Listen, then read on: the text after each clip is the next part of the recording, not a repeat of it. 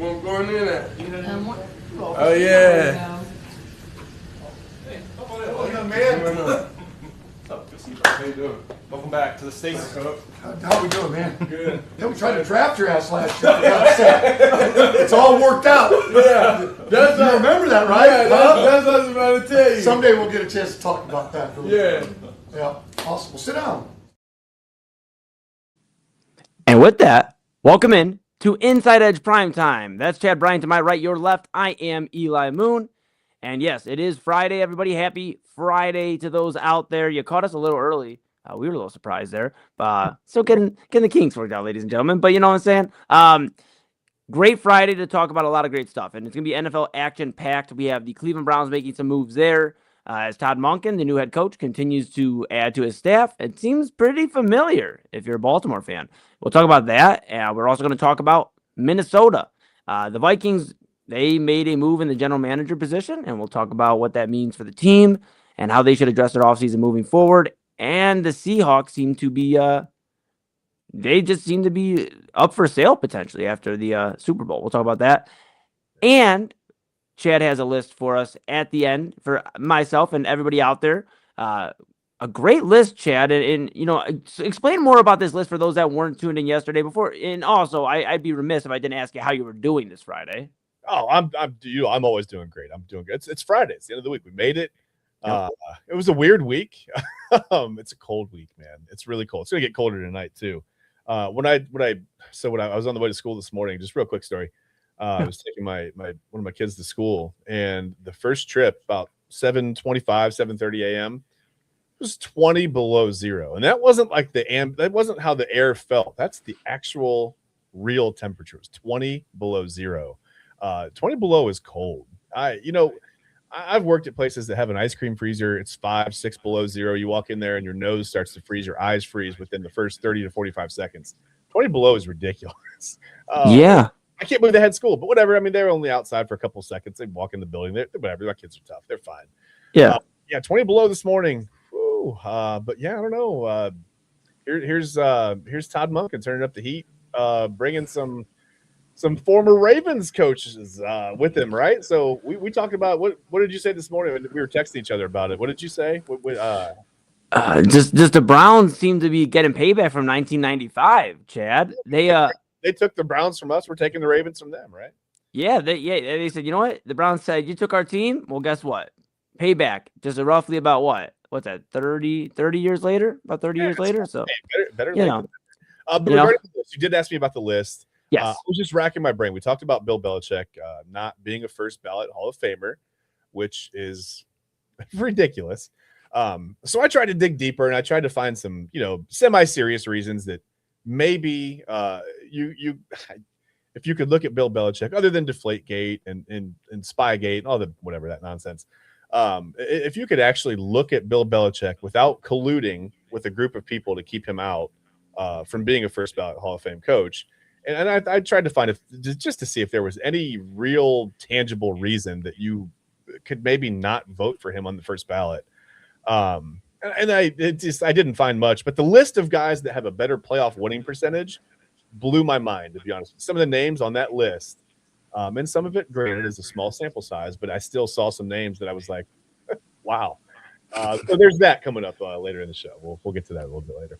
Very excited. Make sure you stick around for that later on. As we mentioned, it could be a very football-packed day here on this Friday of Inside Edge Primetime. Thanks for tuning in. If you're just now joining us, make sure you give us a follow to Inside Edge Net on all the socials. Go ahead and hit follow and subscribe because this is the inaugural week of Inside Edge Primetime. The network's been running since the beginning of football season, so thank you for your support throughout the whole football season. We're not going anywhere. We're just getting started, and same with Inside Edge Primetime. Chad and I will be here with you an hour every day, Monday through Friday, around 10 o'clock. So, set the alarms because we'll be here talking all sports with you, okay? It's going to be a lot of great stuff, Chad. Let's dive right into it, okay? Yeah, absolutely. The Cleveland Browns, they continue to make moves as Todd Monken's filling out his staff. We're not having any news yet of Jim Schwartz. He seems to not still want to play here despite Jimmy Haslam wanting him back. But Aaron Wilson, he made he reported it here. Cleveland Browns hired Travis Switzer as team's new offensive coordinator. And you got to do some reading into it first, because you're not going to see the name Travis Switzer. Like, just for transparency, I was typing up the headlines here, and it wanted to take Switzer and make it Switzerland. So they're not too familiar with Travis Switzer yet. But for those that aren't, he is the Baltimore Ravens, or was the Baltimore Ravens run game coordinator. And obviously, Baltimore known primarily for being a running team, right? Especially in the last few years. Lamar's always been able to use his legs, been a dual threat quarterback, and then you have Derrick Henry, who has had some good years. I mean, when isn't Derrick Henry doing well? But he's not missed a beat since joining that Baltimore Ravens team. You could say last year may have been like his roughest year since he's been there, but that was for everybody in that Baltimore Ravens offense, and that's the concern with Monken. If there is concern, it's just that last year, like, it wasn't your best year. It wasn't like you're coming off the number one offense and we just got you as our head coach. So that's the one concern I would have there, I guess. But it is exciting. Baltimore is primarily going to run the ball, so it seems like that's what Monken's philosophy is. Wants to get guys like Quinshon Judkins involved, after injury, and maybe Dylan Sampson. We'll see what happens with him. And if the Browns get creative in the draft, they're going to have 10 draft picks, as our guy TK always mentions. So they better execute on them, as our buddy says. So that's going to be interesting alone, what it does for the running game. And I think it kind of takes a little bit of pressure off of Monken, as far as, okay, now I can kind of really dive in with Shedeur, the quarterback room, and that type of stuff, Chad. We saw that clip at the beginning of the show with Shedeur and Todd Monken meeting, kind of like that Step Brothers scene, did we just become best friends? And it's interesting. Todd Monken did mention that the Ravens did want to draft Shedeur Sanders last year, but like Deion Sanders has come out and said, hey, why would he spend 10 more years backing up Lamar Jackson when he go start somewhere? So it does appear with Monken saying that when they met today, like, hey, we wanted to draft you. And look, it works out. It seems like all that truth is, from Prime and everything is obviously what it was said. So how do you feel? First off, I want to ask your thoughts on that video, because I didn't get to really ask you there. Does that make you feel a little bit better about Monken and his relationship with Shedeur, and then pivot into like Switzer and what this may mean for the offense for the Browns, Chad? Yeah, I mean, listen, it's great that you want your head coach and your quarterback to have a good relationship. We don't know that Shedeur Sanders is going to be the starter. It sounds like, I don't know. I mean, if you read into that, maybe he has the inside track. But yeah, I mean, I don't know. That's all well and good. I mean, it's fun to see guys get along, and that's great. But it's got to translate to something on the field, right? Regardless of how well they get along. They can be all, smiles and dap on the sidelines, but if we go 3-14 here again, nobody's gonna care about that after like week 5, Yeah. So but it's great. It was fun to see. Listen, I think you always like to see two guys just kind of whatever, chatting it up, laughing, whatever. They look pretty comfortable with each other. Seems like there's some kind of a previous, relationship there that they're comfortable with each other. So that's good. That's good. Mm-hmm. Point. If Shedeur is going to be the starter, I think that's good. And I don't know, just the energy from Monken. I don't know. I'm feeling a little better over the last couple of days. Just kind of reading about things he's done with offenses he's been involved with. How he's never really stuck around long enough anywhere to really he's kind of moved around, gone from college to pro to college, whatever. Trying new endeavors, I guess. So maybe if we give him 5 or 6 of those Kevin Stefanski years that Kevin got this year. Maybe if we give him that long, he can build something out of this offense. Again, I really like the idea of Monken being able to build, his scheme around the players that are on the roster rather than trying to collect players to fit the scheme. We talk about that a lot, but that's a big thing for me. That's the reason why, coaching wise, I really liked Urban Meyer at Ohio State. He came in right away. Took over a team that was whatever, right under Luke Fickell. They were okay. Finished under 500 with the bowl loss, right? And immediately went 12-0, just with what was left on the roster after some turmoil. And that was Urban Meyer. That was prime Urban Meyer. Just being able to come in, assess the talent on the roster, build a scheme to work around that talent, to work with that talent, and to do something with it on the field. So we got to see it has to translate onto the field, like I said, right? Like they can get along all they want, and that's fine. That's fun. You like that. But they have to win football games. They're going to have to start winning football games eventually, and probably sooner than later, even though we think next season could be a little tough. And as far as Switzer, I think, first of all, he's kind of a local guy, right? Played offensive line at the University of Akron. That's good. He knows the area. I'm sure at least when he was there, I'm sure he was when you're an athlete, you listen to sports radio, right? I'm sure he's at least familiar with how Browns fans work and just the polarizing relationship that is Browns fans and the Browns as an organization, as a team, as a group, a franchise, whatever you want to say. It's like fans love the players, but they kind of, you kind of you get a little tired of the idea of the Browns sometimes, right? Because things don't work out. So he's familiar with that. All reports say he's very, very smart, just a brilliant coach, brilliant offensive mind. Was kind of Todd Monken's right-hand man in Baltimore. Here's where I think we need to just I don't want to use the saying pump the brakes so much here, but I think use caution when we say, hey, listen, he was credited with he really whatever he was instrumental in the run game for Baltimore. It's a little bit like saying, hey, Phil Jackson was instrumental in those Bulls teams winning 6 titles, or oh man, Phil Jackson was really like those Lakers. Well, yeah, I mean, he had Michael Jordan and Scottie Pippen. He had Kobe Bryant and Shaq. You know what I mean? Like, of course, titles. Of course, they won games. They had, 2 of the probably top 10 or 15 players in the game at the time, the very best players in the game at the time, on the same team, right? Like, it makes it a little easier to. And again, it's the whole idea of being decent quarterback adjacent. Like, if you're on the roster when a quarterback, or in this case, the running game happens to figure it out. You've got Derrick Henry, you've got Lamar Jackson. Of course, the running game is good, right? You could have put me in charge of the running game, and I'd have been like, hey, take the ball, find the hole, and run through it. And they'd have been like, yeah, whatever, man. You know what I mean? And they would have run for 2,000 and 1,500 yards, whatever. They would have been fine without me. I just would have been there saying things, and everyone would have said, hey, hire the guy. He's a brilliant – look, he's a running game coordinator. Look what he did with Derrick Henry and Lamar Jackson. Hire him, right? So sometimes I think we need to use caution. I'm sure, like I said, great coach, really smart offensive mind. But sometimes it's funny we give credit to coaches when they have these uber talented players. And it makes me laugh. It's like, well, I mean, the running game probably couldn't fail with those two.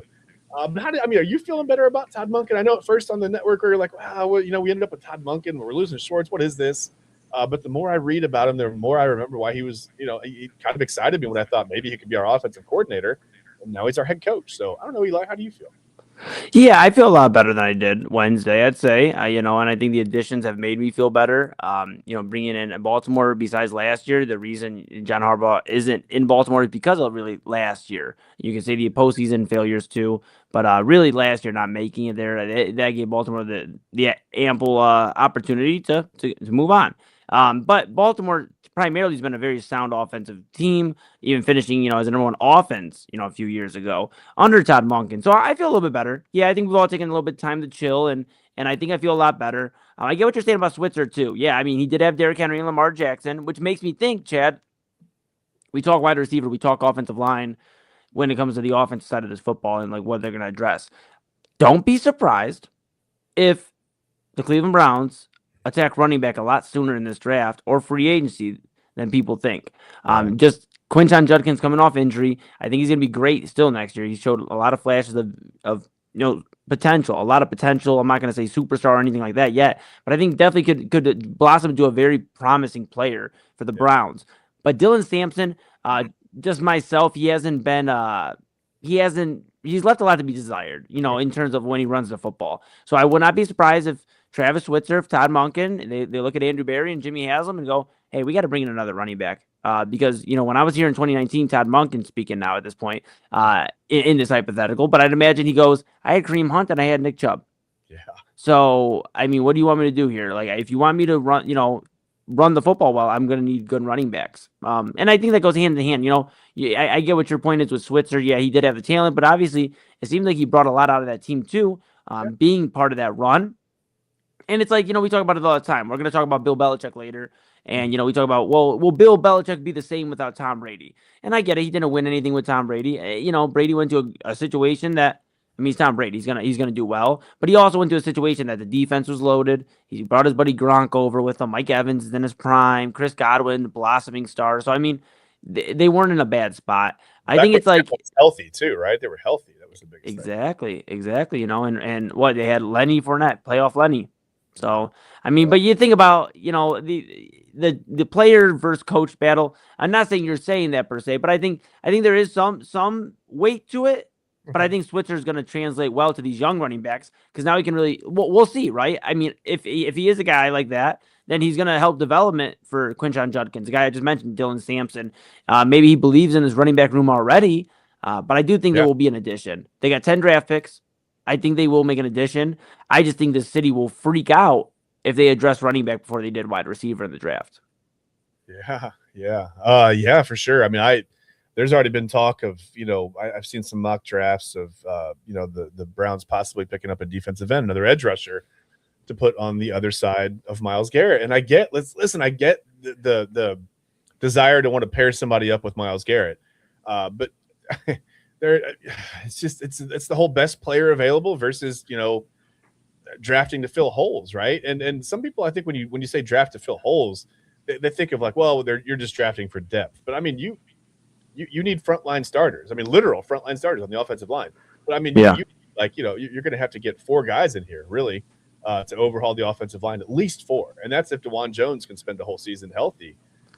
Yes, I know that he can do that. I mean, he hasn't proven to be able to do that yet. For all accounts, I mean, DeJuan Jones is a great guy. He made huge strides for the Browns when they put him in there. He did really, really well.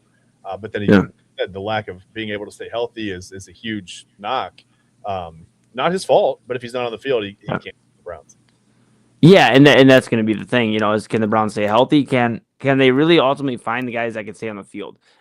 Old and injured is the 2 themes of the Cleveland Browns offensive line this past year.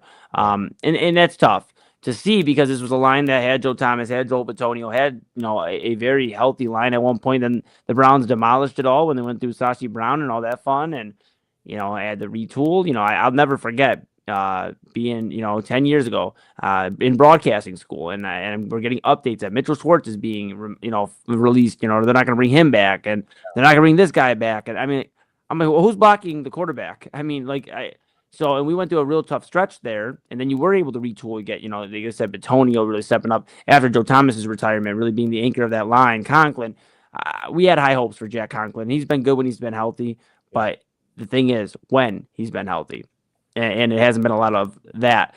You just look at this, Chad, and you got to wonder, okay, what are the Browns going to do now, right? Because it seems like, okay, Monken's got his plan. He's already brought in the offensive line coach, George Warhop from Baltimore, brought in Travis Switzer, the new OC from Baltimore. He brought in, and I believe they had brought in somebody who was working with the tight ends, I believe, from Baltimore. I don't know if that's official, but long story short, they're bringing in a ton of, coaching staff here, right? Like very quickly. So now my mind's like draft, right? Draft and free agency. What are you going to do to improve the X's and O's of this team in terms of who's running the X's and O's when those routes are being ran? Is it going to be Jerry Jeudy at the wide receiver 1 or wide receiver 3? I mean, these are the conversations that I'm curious that are being had, and how much of a say Andrew Berry's going to get in all of this. Is this an Andrew Berry organization? Is this Jimmy Haslam running at this, come draft time? Those are the questions I want to see because, you talk about these great draft prospects. Everybody at receivers looking at Carnell Tate from Ohio State. They're looking at Jordan Tyson from Arizona State. I hear Mekhi Lemon. Mekhi Lemon's another guy to keep an eye on. He is somebody that is he's more of a speedster. You know what I'm saying? Out of the guys, 5'11", over at USC, 5'11", 195. That's what ESPN has him at. I would be interested to see, what they're going to do here. I mean, are they going to look for speed? Like, what does a Todd Monken offense typically look like? And for me, it's speed. It seems to be everywhere he's gone. It's been speed. Nick Chubb, like the acceleration. Once he gets past that first wave of the defense, he's fast. He's gone. Obviously, before the injury. And I like those guys. I would stop you real quick, but if you're going to go wide receiver, I almost like a guy like Carnell Tate for the AFC North better. He's a little bit bigger bodied, right? Maybe not a burner, not a 4-3 guy, not a 4-4 guy.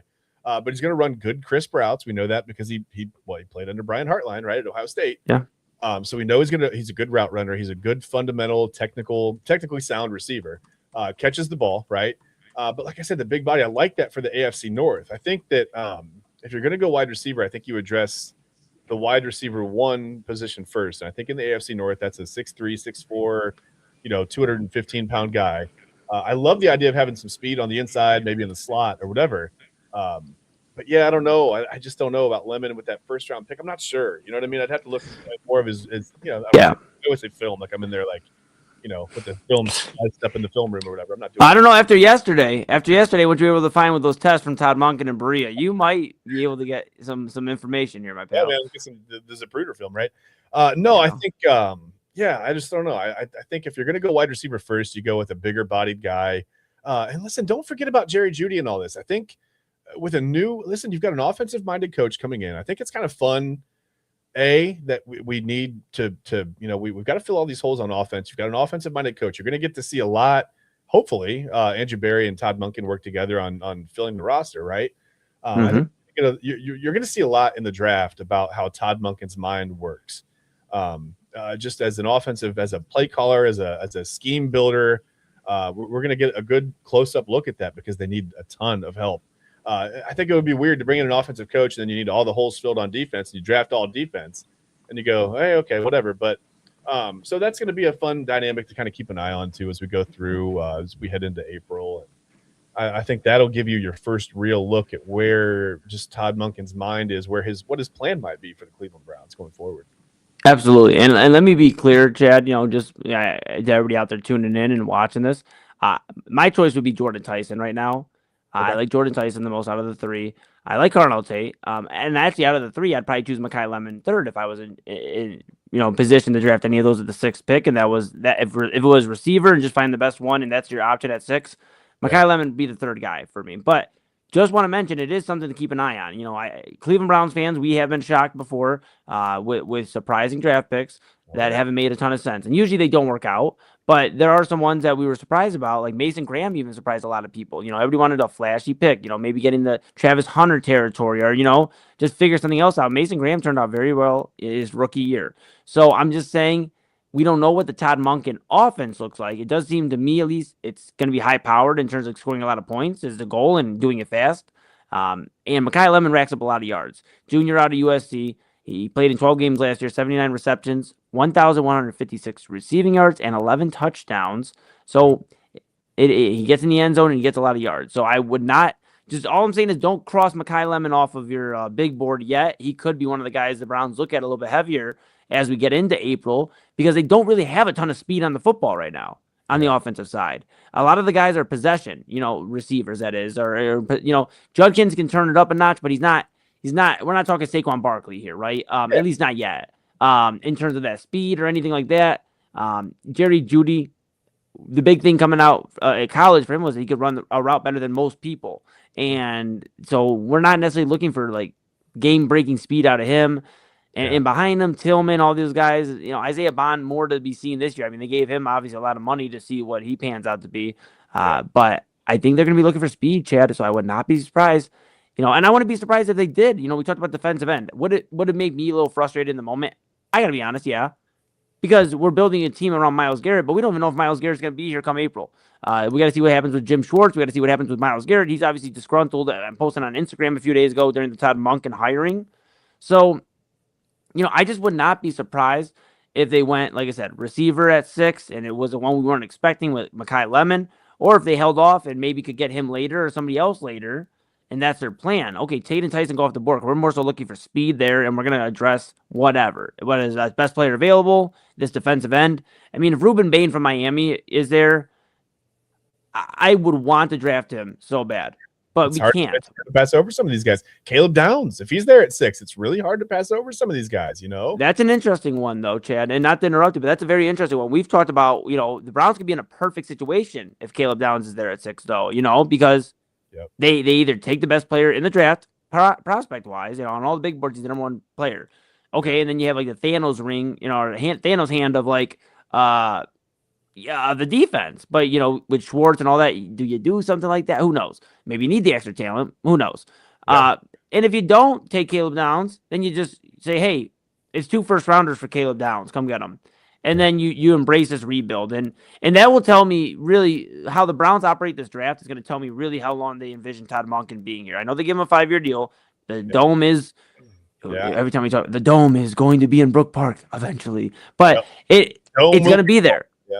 Yeah, and it's going to be there, Chad. And at the end of the day, it's like, how long is Todd Monken going to be here? Is he going to be the coach walking into the new Brook Park Stadium? Is he going to be leading this era of Cleveland Browns football that we keep asking for? Can we get a 5 to 7 year run? Well, they give him a 5-year contract, Yeah. and if he does well there, he'll be a few years into the dome. And if we're in playoff contention, I'd imagine they say, "Hey, Todd, just coach until you don't want to coach no more." I mean, that's the ultimate goal. This isn't a bridge coach. That there's somebody that we can go, "Hey, Todd Monken didn't coach 25, 30 years here, but he did 15, and you know what? That's pretty dang good in Cleveland Browns history." Yeah.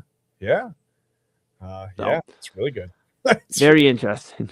Very interesting, Chad. I mean, Guys that so did we'll- like 10 games, Eli. I mean, yeah, mhm. it's great. Yeah. Yeah. So, I mean, going to keep an eye on that. As always, like we told everybody yesterday, we could not stay away from the Cleveland Browns, and they sure as heck couldn't stay out of the news cycle today. So, then again, if you're just now tuning in, Cleveland Browns, per Aaron Wilson, they did hire Travis Switzer as the team's new offensive coordinator. ESPN 850 Cleveland, they also retweeted, like shared it on theirs as well. So, multiple sources getting this out here. That Travis Switzer, he is the guy. Yep. So very interesting, Chad. That is our Browns talk of that. That's the last Browns talk of the week till Sunday. I'm sure you're going to talk about our Saturday, maybe tomorrow. I'll we hit talk. up a little bit on the legal formation. We'll talk about Yeah. Todd Monken and Travis Switzer and all the. We'll go over everything again. Yeah, I can't wait to hear TK's thoughts tomorrow morning. Oh my goodness, that'd be awesome. A little bit. He was, TK was a little worried when we spoke with him last. So we'll see how he feels tomorrow. Absolutely. Well, hey, we got a lot more here coming up for you here on Inside Edge Primetime with Chad Bryan. I'm Eli Moon. This is the Inside Edge Network. When we come back, we're going to talk about the Minnesota Vikings. They fired their general manager today, Kwesi Adofo-Mensah. If that name sounds familiar, it's because he was in Cleveland in the front office prior, 4 seasons ago. And now he's looking for a new home. The Vikings have a very weird draft strategy, an offseason strategy, as it seems like they should have did this maybe 3-4 weeks ago. With that being said, Chad and I are going to talk about that. We are going to also mention that an NFL team is up for sale, and you probably be a little surprised which one it is. Listen, start checking your couches for any change, any spare loose change that you might have. Get out the piggy banks. Maybe we can all go in. We'll find out who it is later, though. Absolutely. And then a reminder at the end of the show, Chad has a list of coaches that have a better playoff postseason record, like percentage, not record, percentage though, than Bill Belichick. And that's gonna shake the ground here. We're gonna end the week on a bang here for Inside Edge Primetime. But that's Chad Bryan. On my right, your left, I'm Eli Moon. This is the Inside Edge Network. When we come back, we're going to talk in Minnesota and Seattle. More NFL talk after this.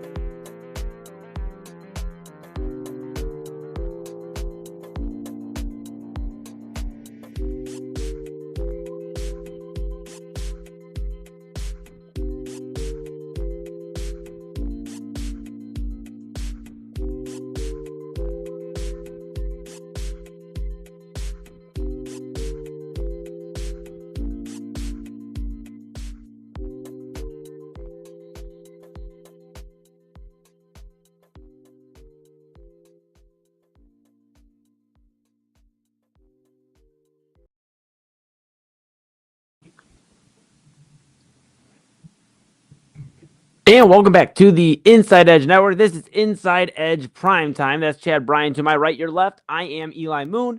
And thank you for tuning on in here on this Friday evening. I know it's cold, but there's a lot of things to do still in Cleveland and across the world. And yeah, you chose during Grammys weekend off with Chad and I. So thank you so much. With that being said, Chad, we got a lot to talk about. Like we told the peeps at home, it's going to be a lot of NFL here.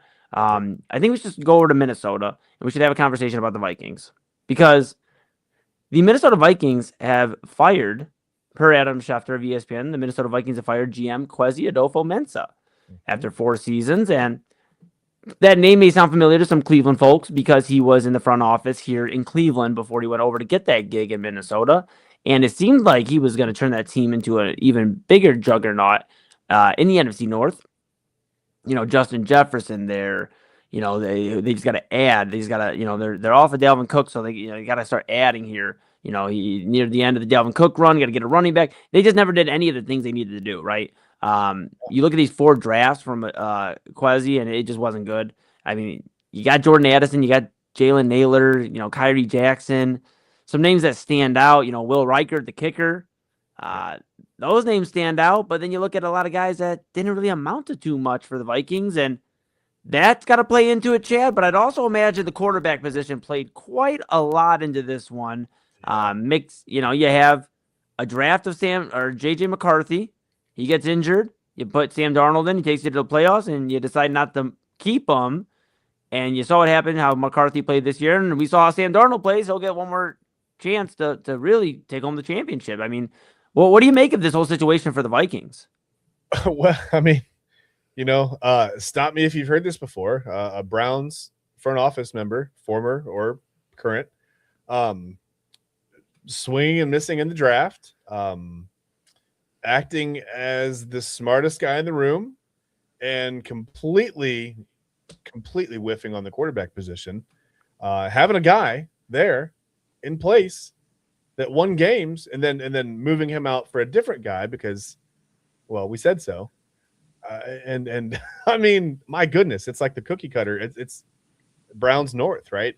I saw a tweet that said that the Vikings brought in, they brought in Adofo-Mensah to move the Vikings in a certain direction, and then it became apparent that direction was toward being the Cleveland Browns. And I thought, God, it's right, it's true. I mean, even if you look everything, I mean, down to, like I said, the swings and misses in the draft, having a capable quarterback there, moving him out. Now that quarterback is where? He's in the Super Bowl. And you've got your guy there, and that guy was JJ McCarthy. And I mean, listen, everybody, he sits on the field and meditates before the game, and that's nice and peaceful. But again, you know, you got to win football games on the field, and you got to stay healthy. You got to be out there.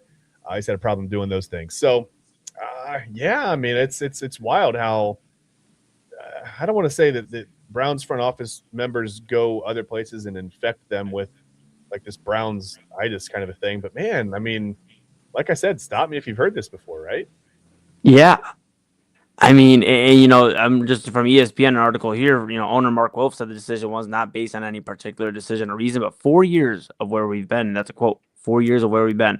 And yeah, the Sam Darnold thing's a big problem. I mean, if Sam Darnold didn't go to the Super Bowl and just had an average year, Kwesi may have kept the job another year. And listen, they can say it's not based on any one decision, but man, the optics are pretty crazy. They move Sam Darnold out, he goes to the Super Bowl, obviously GM's gone, right? Like that's seems odd.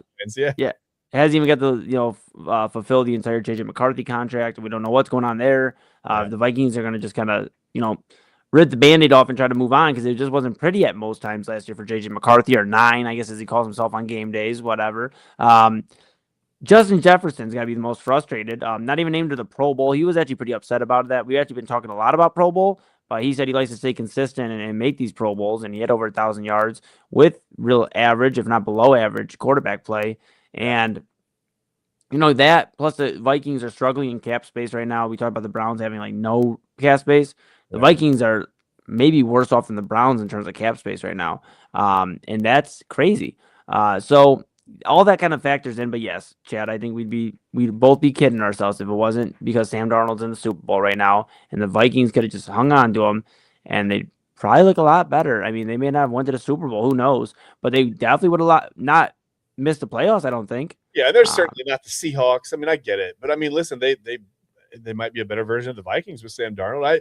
And who knows? I mean, would Sam Darnold have continued that hot streak? I mean, it seems like he figured something out and took it to Seattle with him for sure. I don't think you can give one franchise or the other the full credit for developing him into what he is right now.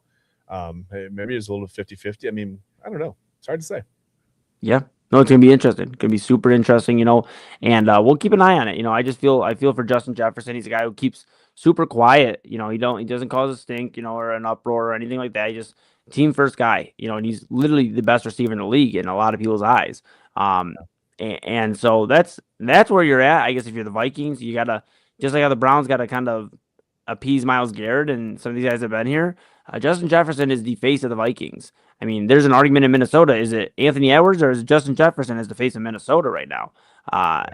And that's a real thing, and if the Vikings wanted to be Justin Jefferson, they got to get him somebody that can actually get him the football so that fans remember, fans will remember that he plays on the team. So, yeah, that's the quarterback move was bad. Like I said, the drafts don't add any better ringing endorsement for Kwesi. But, yeah, this was kind of inevitable, especially after the year they had. Yeah, not good. So they have to move on from him after 4 seasons. The Vikings do. We'll pivot over to Seattle, Chad. I know me and you have been talking about trying to figure out some, different finances, see if we can get in the running here, throw our hats in the ring. I figure we can go half and half. You might have to spot me on my half for just a couple of weeks while I scrape it up. But yeah, I mean, I think we're good for it. Absolutely. Yeah. And, there's reported dual reporting from Henderson and Wickersham that the Seattle Seahawks will be for sale after Super Bowl 60. They will play in the game, not this Sunday for those looking for the Super Bowl. They will play next Sunday, Pro Bowl action this Sunday, though. And we'll have coverage here on the Inside Edge Network Sunday Sports Show in the morning. Chad, TK, and Ryan Mosser. And then main event with myself, Robert Zicki, and W. Anthony Alford later on that evening. So keep an eye out for that. Now, let's talk about the Seahawks thing, Chad, okay? Because the Seahawks are in the Super Bowl next week, and they could really raise the value of this team. This is the report. Like I said, the Seattle Seahawks will go up for sale after Super Bowl 60. They could set a record for an NFL team price, $7 to $8 billion per arrival team exec. This is from the Wickersham report. Going to be very interesting to see what that number actually is, depending if they win or lose this game. I guess I don't have too much thoughts in terms of can we buy the team? But is there any front runners? Is there any famous people in Seattle that might want this team? I was thinking Macklemore. When Macklemore, I know he goes thrift shopping a lot, but maybe you would want the thrift shopping for the Seahawks, not at $8 billion. The Dodgers. I don't know. Yeah. Maybe the Dodgers, they'll just defer the payment for 100 years. It'll be fine. Yeah. No, I don't know. I can't think of a single. Listen, I'm out of the loop with rich people. I don't know any mega billionaires. At least not to my knowledge. If I do, they haven't told me. Yeah, I don't know. If so, cash at me. No, don't do that. Yeah. What about the owner of the Supersonics? They get rid of the Seattle Supersonics. Maybe they bring in the old. Let's get the regime. Supersonics back in the NBA. Can we please get basketball back in Seattle? I miss the Supersonics, right? Gary Payton, Sean Kemp, the green and yellow. Whatever. That's a story for another time. Even Kevin Durant. Starting his career there as a Supersonic before they went over to OKC. So, I mean, very, very interesting. Yeah, not a ton to really break down in terms of a team. I guess really the only thing that kind of shocks me is why is this news coming out right before your biggest game? It just seems. Wasn't that a distraction? Yeah. Very, very odd timing. I mean, depending who the owner is, right? Because that's a big deal. I mean, that is the Seattle. You don't hear about big debates. You don't hear about Jimmy Haslam type stuff or Jerry Jones type stuff happening in Seattle. So you would hope that you really don't even hear about who really. You hear about who gets the team, and then after that you don't hear from them except for if they're hosted a Super Bowl again or hoisting one. Be a financial transaction. There shouldn't be any Jimmy Haslam or Jerry Jones type stuff. I mean, it should just really be a financial transaction, and the philosophy should stay the same. You should still let the football people be the football people and run the football side of the franchise. But you wonder, is the new owner more winning centric or is the newer profit centric? I mean, I think profit comes with winning, but maybe that's just me. There's a team in Pittsburgh that plays in Major League Baseball that would tell you otherwise because they don't win very much, but they make money hand over fist there, right? because they don't have any payroll.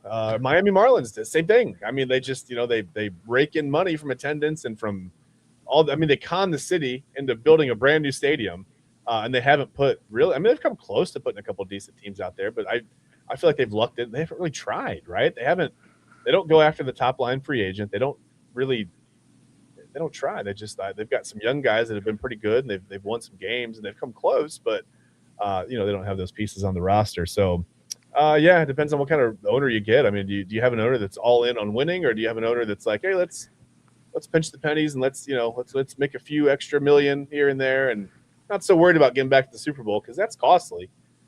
Whatever. It just depends.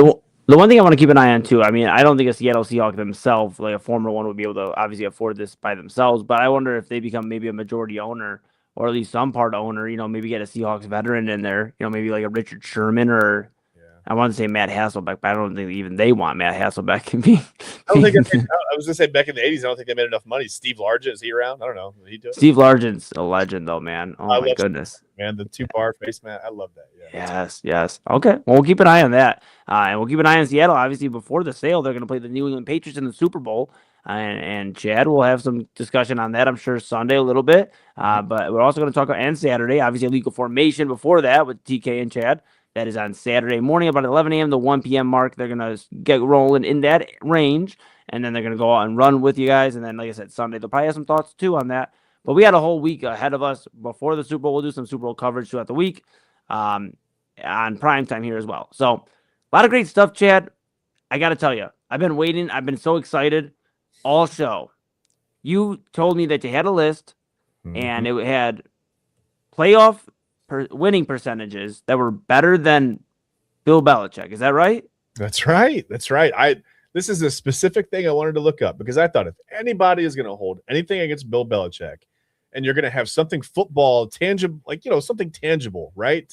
You can't say Deflategate or Spygate. I mean, you could say it. But a lot of these voters aren't going to come out and say, well, it's because of this, because of that.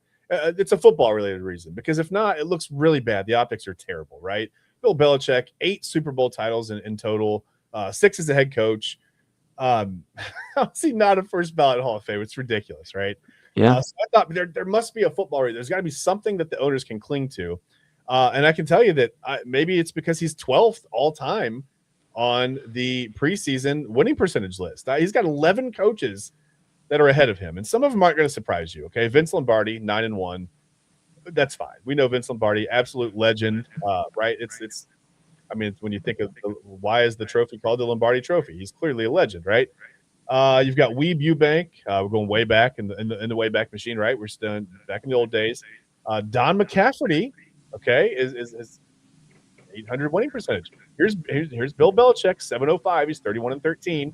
Let me get to some names that you might recognize. Tom Flores, okay, Bill Walsh, Gary Kubiak, Barry Switzer is on this list. Joe Gibbs with the old Washington, 17-7, 708 winning percentage. He's sitting right above Bill Belichick. But the one man, Eli, the one that blew my mind, Bengals fans, are you listening? It's Zach Taylor. Zach Taylor has a higher postseason winning percentage than Bill Belichick. Listen, Zach Taylor is absolute garbage until he gets to the postseason, right? And in the postseason, he's 5-2. I know it's a small sample size. I don't mean to get too excited about it, but it was just funny to me to see Zach Taylor's name above Bill Belichick on this list. I'm like, man, come on. Bengals fans want to fire this guy. Understandably so. I completely get it. I don't care about the postseason winning percentage. But he's 5-2, and I get it. Like, some of that's Joe Burrow, whatever. But man, that cracked me up to see Zach. And if anything, I thought some of these voters are going to see Zach Taylor's name above Bill Belichick and go, "We can't vote for this guy. He's not first ballot. He's not a first ballot Hall of Famer. Zach Taylor's better in the postseason than Bill Belichick." Okay, 5-2 is a little different than 31-13. I understand that, but it just made me laugh to see Zach Taylor's name in the top 10 of postseason winning percentage. That blows my mind. Yeah. But there he is. That's crazy. And honestly, Bengals fans may need to chill out a little bit. No, all joking aside, though, I mean, obviously getting Joe Burrow there with you in the playoffs. I mean, Joey B, he gets there. He's been dang good. So Zach Taylor's benefited from being, attached to one of the best quarterbacks in the game right now. But so did Bill Belichick. So did Bill Belichick. Tom Brady, right? Like, there you go. Yeah, interesting. I appreciate that. You know what? And that was really interesting. That was informative. And a lot of names shot. Gary Kubiak. That was a crazy one. Yeah, I didn't. Bill Walsh didn't surprise me at all. Joe Gibbs didn't surprise me.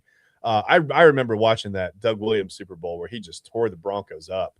And first of all, I mean, that was, it was coming off Brown's heartbreak, right? So I was rooting for Washington. It's like, please tear the Broncos up, right? Like sometimes you want the team that beat you to go on and win the Super Bowl, but I remember watching Washington. I mean, Doug Williams it's unbelievable. Joe Gibbs, by the way, won Super Bowls, I think, with 3 different quarterbacks. Doug Williams, Mark Rippon, and a third guy. I'm blanking. It's too late on a Friday night. It's been too long of a week. But maybe there's reason for Joe. Maybe Joe Gibbs should have been a first ballot Hall of Famer, right? Yeah, I mean, the world may never know, Chad. And there's one thing's for certain. Apparently, in the world of the NFL we live in now, Bill Belichick isn't even a first ballot Hall of Famer. So I don't care about Zach Taylor where he is. That's absurd. I mean, Bill Belichick is clearly a first ballot Hall of Fame NFL coach. It's not close. We're gonna hear. I think we're gonna hear more on this story before, everything's said and done. I think we'll hear a lot. There's a lot of meat and potatoes to this. We'll hear about it. Yeah, absolutely. Absolutely. I have one more football related thing here for you. I know we talked about a bunch of football. We're going to take a quick pause after this. I do want to just get some quick Cavs thoughts when we come back around the bend to wrap this thing up. Okay. But I want to see, do you know what happened 26 years ago today in the NFL world? 26 years ago today in the NFL world. That is that's a load. That's would have been January 30th, 2000. Mm-hmm. I don't know. Today, 26 years ago on January 30th, 2000, in Super Bowl 34, the Tennessee Titans, they lost to the St. Louis Rams 23-16. Now, when people hear that score, they're like, wow, good game. It was such a good game that the final play, Mike Jones of the Rams tackled Kevin Dyson, the Titans receiver, 1 yard short of the goal line, a play now known as the tackle and 1 yard short. But this was Aaron McNair and the Titans, and they were trying to keep it going, and they were unable to by a yard. So crazy. 26 years ago today that missed it that much. Yeah, and the Titans have never been the same since. That was a crazy ending. Was that the same year? I think that was the same year in the playoffs where the Titans pulled off the miracle kick return. Remember? That was the same year. Yes. Aaron McNair, man. Aaron McNair. That was crazy. So, what a fun era of football. The Rams, the greatest show on turf. I mean, like Kurt Warner out there literally bagging groceries and gets a shot in the NFL and goes and wins a Super Bowl with one of the most dominant offenses of all time. What a cool era of football that was. Yeah. And you know what? So Aaron McNair, he played at Alcorn State. So, and I had when Youngstown State had, so I have, Youngstown State peeps that saw him play, and they were like, this guy's a pro. Like, he is a pro. And like, obviously getting that attention in college and like seeing Alcorn State games on TV because of, it was amazing. Yeah. Crazy, man. 26 years ago today. Crazy. Well, we'll see what the Titans can do. They got Robert Saleh now as the head coach of the team. So we'll see what they can get going there. But I do want to get back here. We're going to take a quick pause. We're going to do our final thoughts. My final thoughts are going to be Cavs based here. And I want to get your thoughts with my final thoughts of the Cavaliers and their current situation. They are fighting for this 2 seed right now in the Eastern Conference still as we speak. Playing tonight, they should be actually wrapped up here by the time we come back. We'll go over the score up. They should be about concluded there in Phoenix. I believe they're out there in. So we'll keep an eye on that. Yeah. And when we come back, we'll give you a Cavs update. We'll go over the Cavaliers and what they should do trade deadline. Giannis Antetokounmpo looming, Anthony Davis on the trade block, John Morant on the trade block, and a whole lot of other names. Yeah. What should the Cavs do, Chad? What should they do? We'll find out. They're going to stay from as always. They're not going to do anything. Oh my goodness. You gotta give something for the people after the break. We got a lot more coming after. I'm kidding. We got a lot more coming after. We got one final break. Final thoughts here. Chad, Bryan, and Eli Moon. This is Inside Edge Primetime here on the Inside Edge Network. Thanks for tuning in. We're back for one final segment right after this.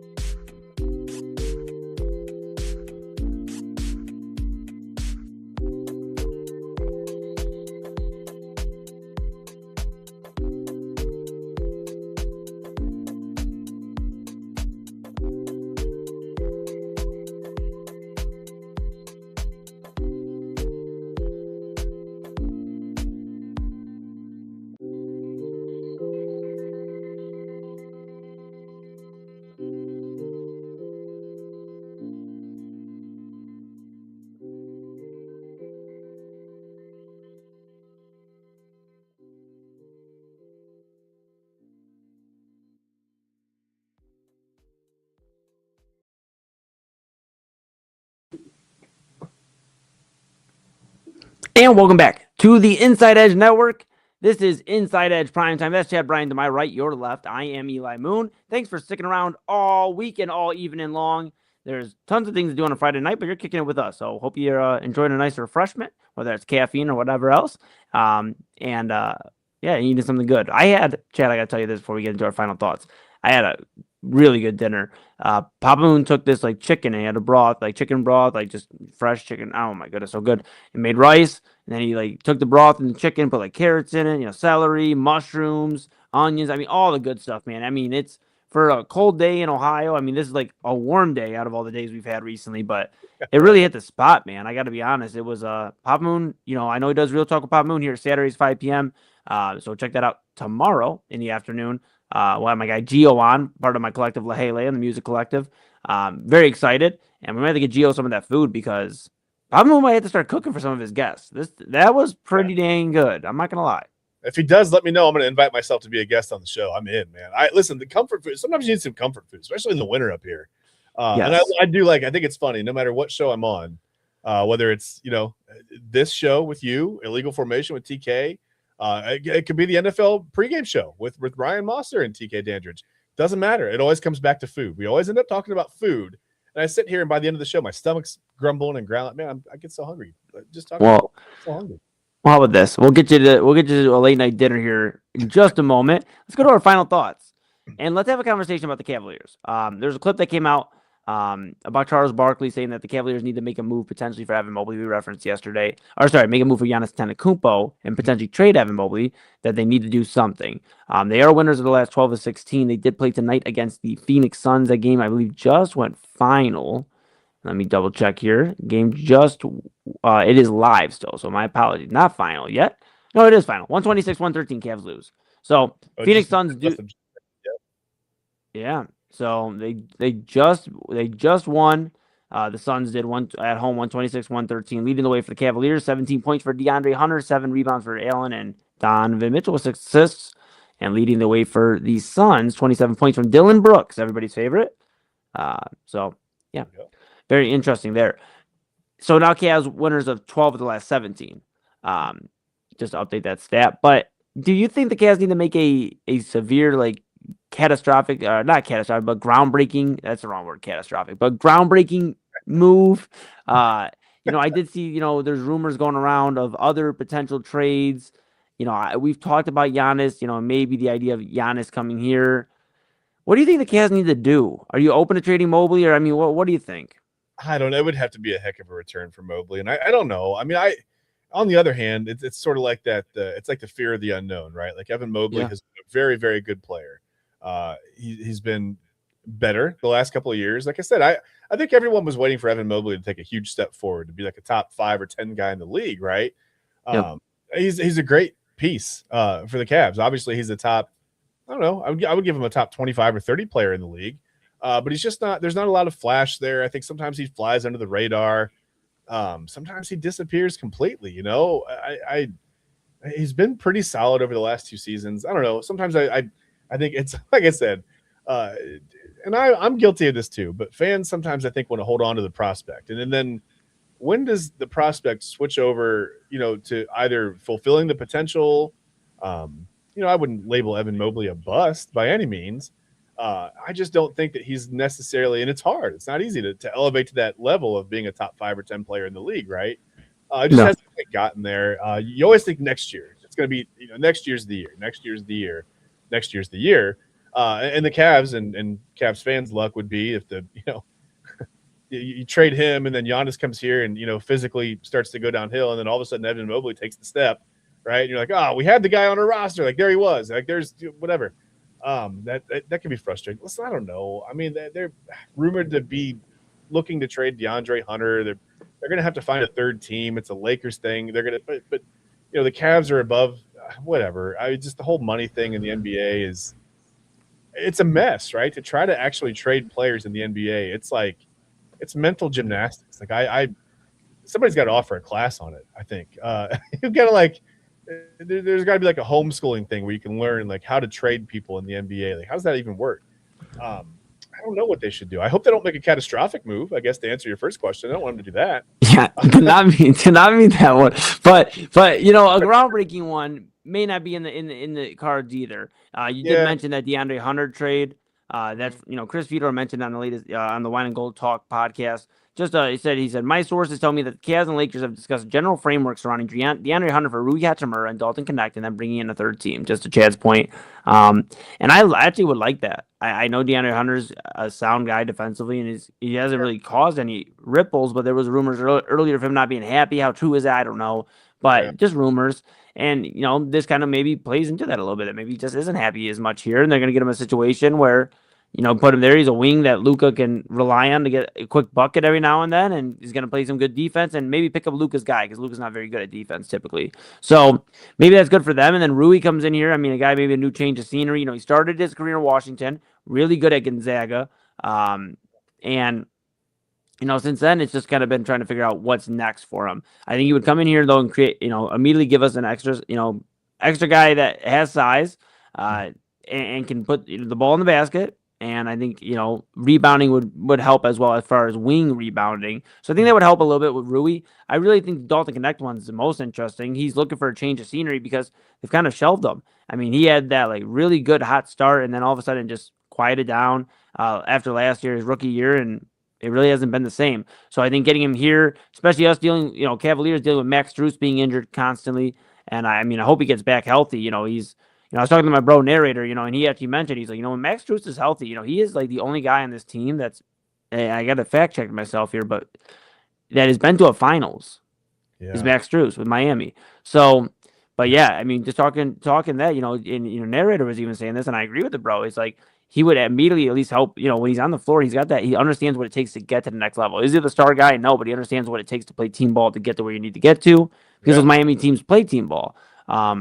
So the superstar to be a guy that makes a difference. Think of Matthew Dellavedova when he was here. He wasn't a highly skilled player as far as he wasn't a walking bucket, right?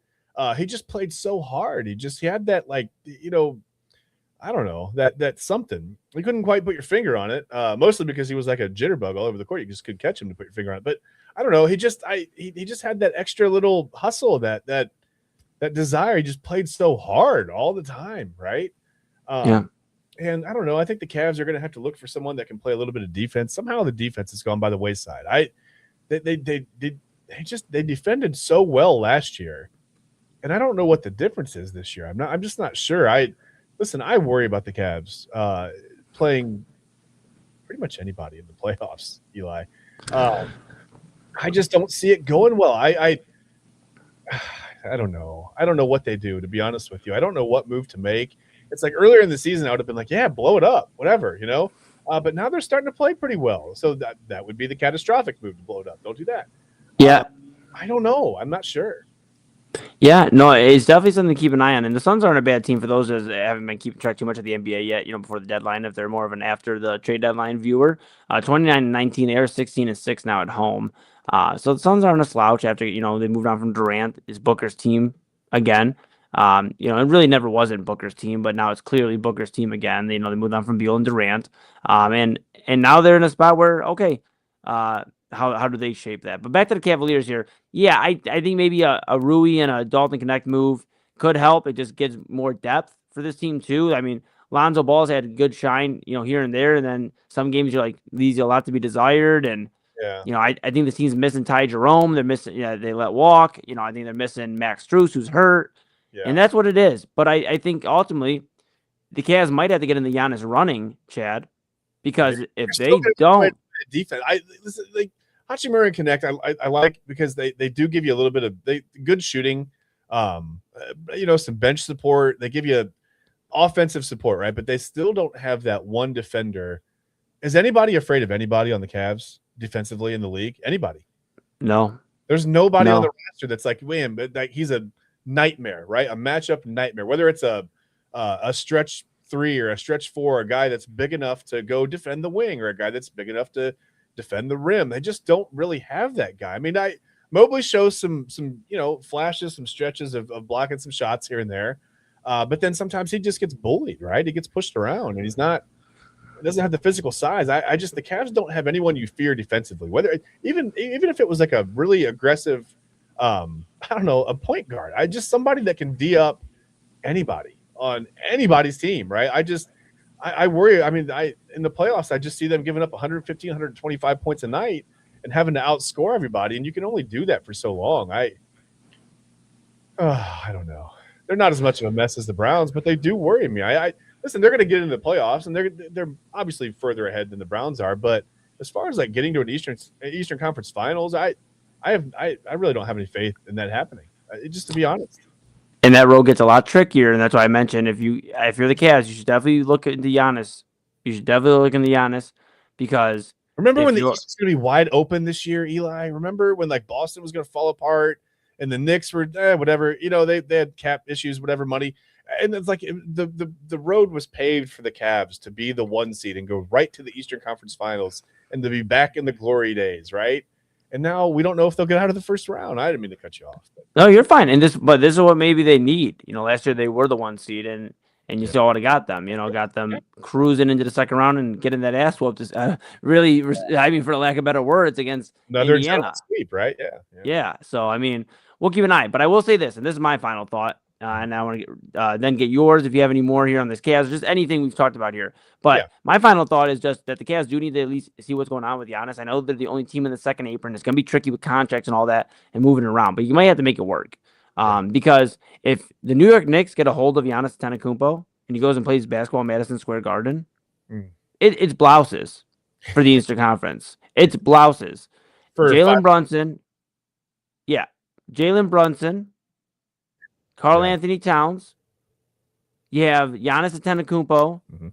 I mean, now I did talk about in a hypothetical. I don't know how the contracts would work, but I'd imagine Josh Hart and Cap might be in a trade up for Giannis. But then you're still looking at a potential lineup in this hypothetical of Jalen Brunson, Mikal Bridges, OG Anunoby, Giannis Antetokounmpo, and then they put Mitchell Robinson up to the 5, and they have Yabusele that could play center. I mean, they might just have to find some other guys there, but they're not hurting. They have Tyler Kolek as well, who stepped up for them.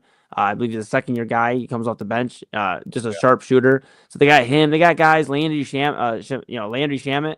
I feel like he's been around forever. But, yeah, it's going to be interesting, Chad. So that's what I would say. The Cavs should at least inquire and see what it is and what it would take to keep him away from New York. Because does he sign an extension here again? Giannis, who knows? I mean, he signed with Milwaukee, Cleveland's small market, and we have Donovan Mitchell here, and he signed. So would it be kind of fun to see Giannis and LeBron on the same team for a year if LeBron came back and they trade for Giannis? I mean, would that be kind of fun? I don't know. Don, Giannis, and LeBron? Oof. Don, Jan, and Bron? Hey, I like it. Okay. You got any final thoughts, Chad, before we get out here? I do have a final thought. It's not sports related. I wanted to say rest in peace to Catherine O'Hara. She passed away at 71 years old. Just a couple of my absolute favorite roles in some of my favorite movies and shows. Home Alone, obviously legendary. We watch it every Christmas multiple times here in my household. And then Schitt's Creek. Her character on Schitt's Creek was it was brilliant. I mean, she was just a brilliant actress. Everything she did, she was in Beatles. Everything she did, she just completely tore it up. You know what I mean? So I was very sad. I was actually really saddened to see that news today. That's some celebrity deaths hit you a little harder than others. That was a big one. I saw that. So rest in peace to Catherine O'Hara. Years and years and years of such quality entertainment, so many laughs. Just really, really sad to see that she passed away. Yeah, no, absolutely. And sending well wishes to the family and her loved ones during this tough time, because that's not easy. Death isn't easy. So definitely thoughts and and prayers, and whatever, however you mourn out there, for anybody, we're just keeping you in our well wishes. So with that being said, and before I pivot, I did see, I saw that in Macaulay Culkin's response to that tore me up. I mean, that just sucks. He thought he had, just kind of saying he thought he had more time, and I lost my mom a couple years ago. I understand. I know that wasn't his real mom, but she might as well. I mean, she might as well have been like a mother to him. I know he had a rough home life growing up, and as I understand it, she took him under her wing a little bit and stuck up for him when a lot of people weren't there for him. So yeah, just tough, man, tough. Yeah, well wishes to the O'Hara family, and Macaulay Culkin. Obviously, who's taking this hard. I mean, everybody out there that may be taking this hard. my aunt, I'll leave you with this. I'll leave everybody with this. My Aunt Monica, rest in peace to my Aunt Monica. She passed away 5-6 years ago now. Time flies by, but you talk about like celebrity deaths hitting you hard. My Aunt Monica was like the one who would call me, and she'd be like, "Can you believe this happened today?" And she would call me, and I'd find out about like a celebrity passing away or somebody and she'd be shook up about it. She was very close to whoever she watched on TV or whatever. So, my Aunt Monica was a good one. So, and she always made sure to show the love and compassion, and I think that's where I get it from. I start crying sometimes watching like sad videos on Facebook, and I'm like, why am I crying? It's 2:30 in the afternoon. But yeah. Rest in peace to the to Catherine O'Hara. Dog food commercials sometimes for me, they get me, whatever. Yes, but rest in peace to Catherine O'Hara. Well wishes to the family, and we're definitely Inside Edge Network is definitely thinking of you during this time. So yeah. Chad, it was a great week, man. Great week. And we are going to be back next week for everybody out there. That doesn't mean you don't have weekend tunage to get into it with us here. Chad, Bryan, and TK Dandridge will be doing a legal formation. They're aiming from that 11 to 1 p.m. range to jump on. So just keep your alarms set so you know, okay, at 11, we're in the range. And then if you're subscribed, which you should be following Inside Edge Net on the TikTok, Twitter, IG, YouTube, and Facebook. Subscribe, follow, so you get updates when we go live. So you know, okay, I don't need to keep an exact time on the minute. Chad and TK, they're ready to rock. Boom. It let me know we're live. So then you can takes, by the way, all over social media. You don't they're not all hour episodes. I know sometimes it's hard to sit down and watch for an hour or 2 hours. All kinds of clips of just all takes on everything from across the network, from everyone, really. Yes. All over social, all over TikTok, Instagram, like you said, Facebook, everything. So just make sure you're following us everywhere to catch all that, to make sure you're caught up on what we're doing. Yes, absolutely. And we'd love to see you and join us here on the weekend. Like I said, Chad and TK, Illegal Formation, Saturday morning, Saturday afternoon at 5 p.m. We'll be Real Talk with Papa Moon with his guest, Gio, part of the Lahele Collective that I'm also a part of. So we'll hear his music background, and Gio's got so many stories. I can't wait. So excited. And then Sunday sports show with Chad, TK, and Ryan Mosser. That will be in the morning. You're going to be aiming to do it same time as the pregame show that we were. Okay, perfect. So we're looking about like 11 a.m. Yeah, awesome. Right around 11. Yep, exactly. Awesome. 11 a.m. Eastern time means 8 a.m. West Coast time. So it means set your alarms early, West Coast peeps. And main event will take you into the evening. Robert Zicki, AA, Anthony Alford, and myself, Eli Moon, will break down the entire rest of the week and get you started for your Monday. Because typically by the time we get off air, it is Monday. It is officially the first hour of Monday. So with that being said, Chad and I will be back together. Inside Edge Primetime back next week, an hour episode, Monday through Friday, breaking down whatever the sports stories hit. And if you have a suggestion out there of a sports story that you think we should cover, whether it be local here in Ohio or something that maybe slipped under the rug this week, we missed it, went under the radar. We do a pretty good job, but sometimes a lot of stories. Send it to us. You have Chad Bryan at Real Chad Bryan right there. Mine's Instagram. I'm so funny. Instagram only right now is where I do my business primarily, but I'm at the man they call Moon. I'm all over the social, but that's the best way to reach me. Send us something. We'll go ahead and we'll do our research and we'll cover it. So we're all about shining light on all the different stories, and obviously you guys were a little quiet in the comments today. So next week on Monday we need you to chime back in here and tell us what you're thinking. Okay? We want to hear from you.